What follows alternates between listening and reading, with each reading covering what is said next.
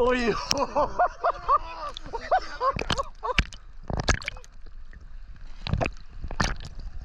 Today we have a bit of a different diving. It's going to be very cold, very dark, quite deep, but hopefully big cods. After spending 8 hours driving from work in uni on Thursday, we needed a little kickstart Friday morning before we jumped in the sea.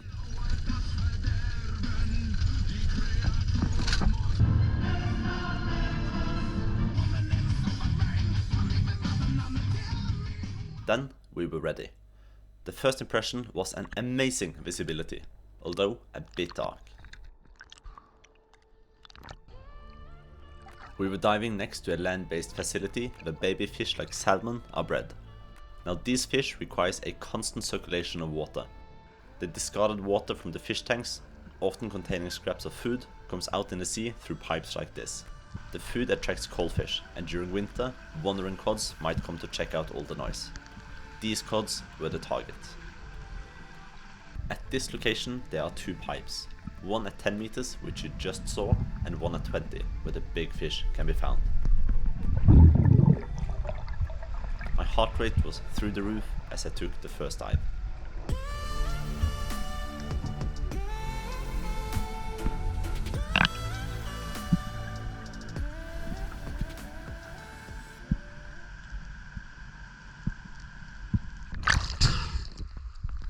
Ingenting. Var det ingenting der? Nei. Ja, nå går vi finne en annen plass. Ja. Ta deg severin. Den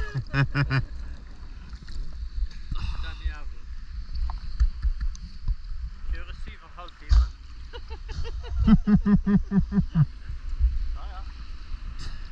Det er ikke over ennå. It was very cold, so a quick jog between the dives were absolutely necessary. Now we're at the new pipe. We'll hopefully have a bit more luck.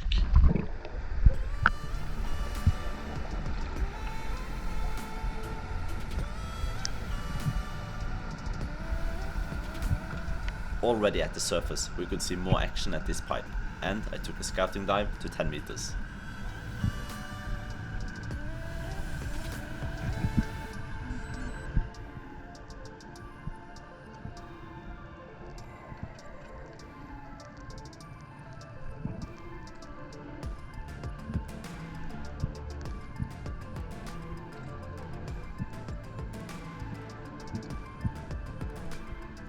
I spotted a few nice cods hidden in the brackish cloud where fresh water from the pipe mixed with the salt water, and took another dive.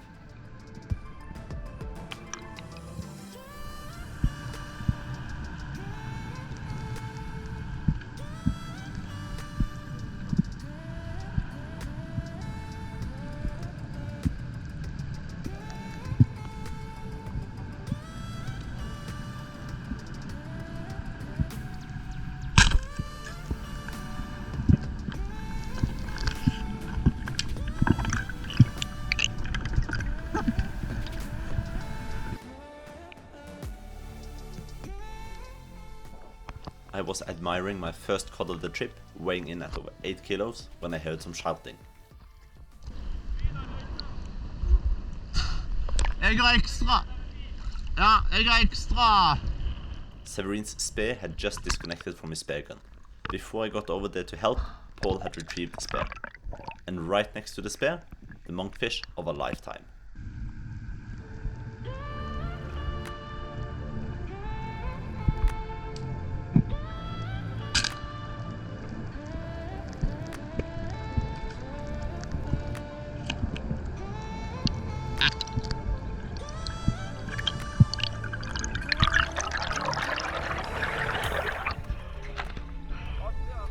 Den er stor.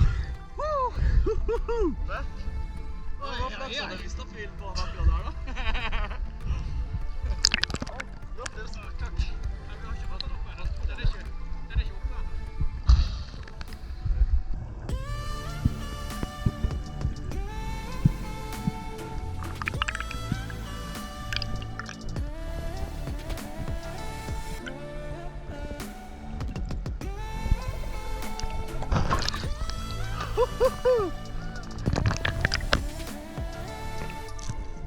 Oi! Jeg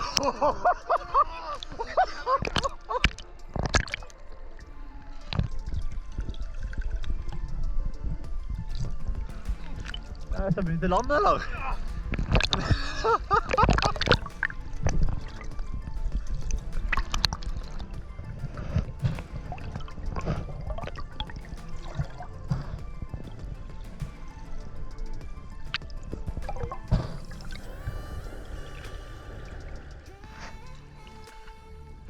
After a lot of struggle and almost losing our fingers several times, Paul could finally celebrate his 20-kilo monkfish. Severin and I got straight back to work.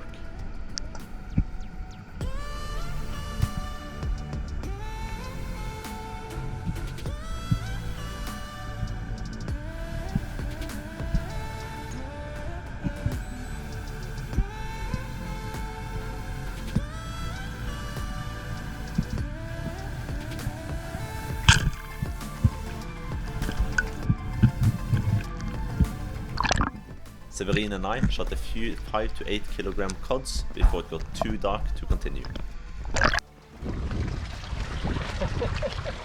Jeg er blitt glad i igjen, Paul swam elsewhere and got a 9 kilo pollock to top off his day, because why not?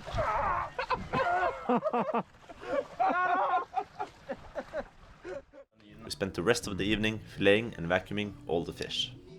Even though the pipes are not the most appetizing scenery, most fish are only passing through the area and the meat is superb.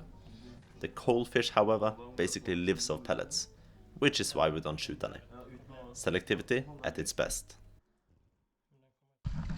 New day, new chances.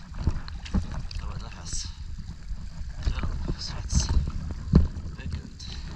It was not very good. Heavy rainfall all night made the dark water even darker. But we were testing a new pipe, so down we went.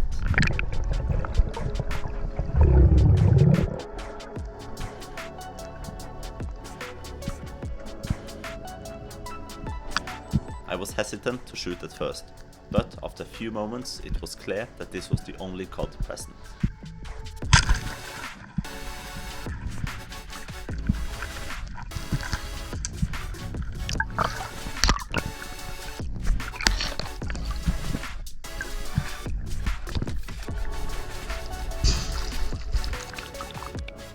We had several more dives, but nothing to show for it.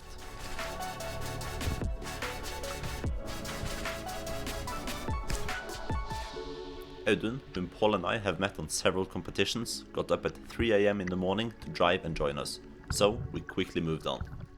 So the first pipe of the day was not a success, but that's how it is. And now we are back on the pipe we started on yesterday, and we'll see if they have turned it on today. Visibility is worse and it's a lot colder, but maybe that's a good thing. While Audun had the first dive on the 20-meter pipe, I checked out the shallow one. It was very dark. Audun returned to the surface and reported that he saw some smaller fish, and I went down to check.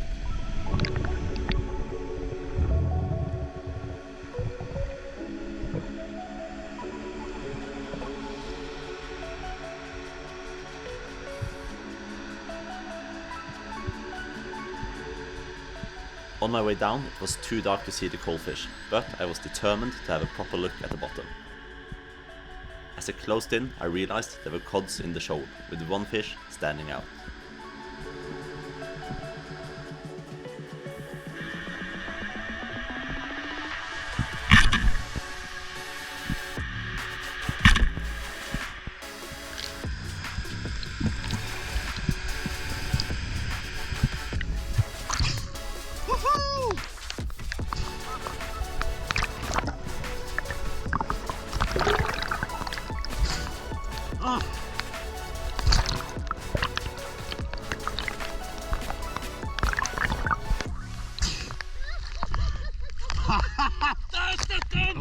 Ja du! Fuck yeah! Oh. Oi, oi, oi, oi, oi! Er det 20 her? Nei da. Ah. Ja. 14. Hæ? 14? Ja. Ja, men 14. Det Jeg tar 14, altså. In this diving, it's very hard to determine the size of the fish. Big fish typically looks half their actual size, and vice versa. 2 kilo. Then, camera angle is all that matters. Hold den skikkelig langt frem. Der, vet du. Der. Ja, det er bra. The rest of the cods disappeared, and we moved on to the Monkfish pipe. Despite even more brackish water at the surface, a rare glimpse of the sun made it quite decent at the bottom.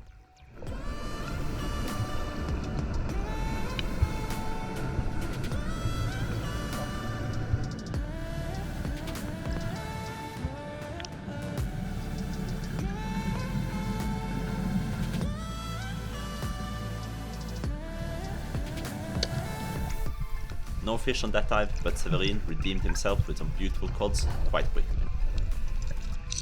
After it became too dark to hunt, it was time to wash some gear in the nearby freezing river.